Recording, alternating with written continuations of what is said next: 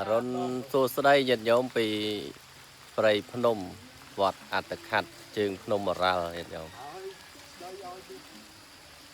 នេះញាតិញោមអើយទស្សនភាពចាក់ស្ដែងនៅក្នុងវត្តបងលើព្រះអង្គដែលញាតិញោមបានកសាងសូមញាតិញោមជ្រះថ្លាអនុមោទនាបងនៅនេះព្រៃច្រើនបងលើនាំញាតិញោមមើលព្រះអង្គពេលព្រឹកទាំងអស់គ្នាញោមទៅតាមដានញោមសាធុញោមបងនេះ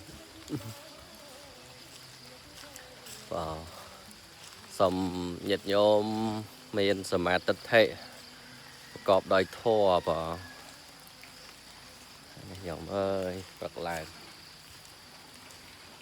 ព្រះអង្គយើងនៅ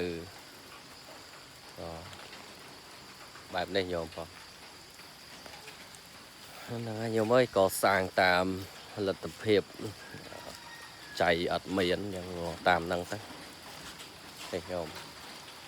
បងនេះសង្ឃអាស័យបើសង្ឃអាស័យនេះព្រះអង្គស្អាតណាញោមតែញាតិញោមសួរថាម៉េចបានអញ្ចឹងហ្នឹងធ្វើម៉េចយើងអត់បច្ច័យញោមបាទតាមចាក់ស្ដែងតាមដែលអាចធ្វើទៅបានចុះបាទនេះចាំមើលថ្មមើលការ៉េការ៉ូអីអស់ប្រមាណញោមបង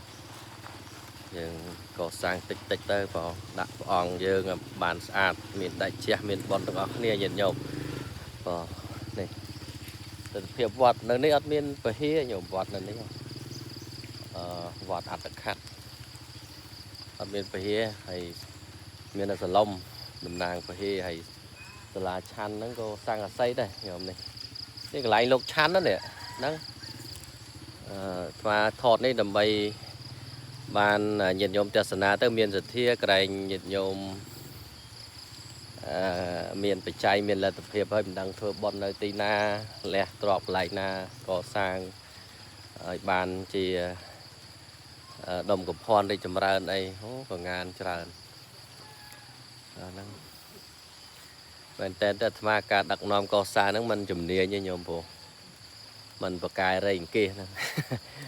វីដេអូនេះនិយាយសាមញ្ញតិចហ្នឹងញោមបងព្រោះថាកាន់មីក្រូនិយាយធម៌ហ្មងអាត្មាហ្នឹងទេសភាពជុំវិញនេះញោមជុំវិញមើលញោមបងមើលវីដេអូហ្នឹងដល់ចប់ទៅឃើញវត្តហ្នឹងអត់ខ្លាំងញោមបងនេះកន្លែងលោកឆាន់ណាបងនេះញាតិញោមធ្លាប់មកបន់មួយថ្មឃើញនេះឡាននៅនេះបងនឹងហៅว่าអរ៉ាល់ចាស់ហើយជើងភ្នំអរ៉ាល់នេះភ្នំអរ៉ាល់នៅខាងនេះញោមចិត្តគ្នាដែរទេបងសូមអរគុណច្រើនញោមដែលបានទស្សនាវីដេអូហើយព្រះអង្គយើងញោមអើយធ្វើម៉េចទេមានបច្ច័យអីហ្នឹងធ្វើកន្លែងឲ្យស្អាតសមរម្យអញ្ចឹងណាញោមនេះញោមជុំវិញបងសូមអរគុណច្រើននឹករលឹកញាតិញោមគ្រប់គ្នាបង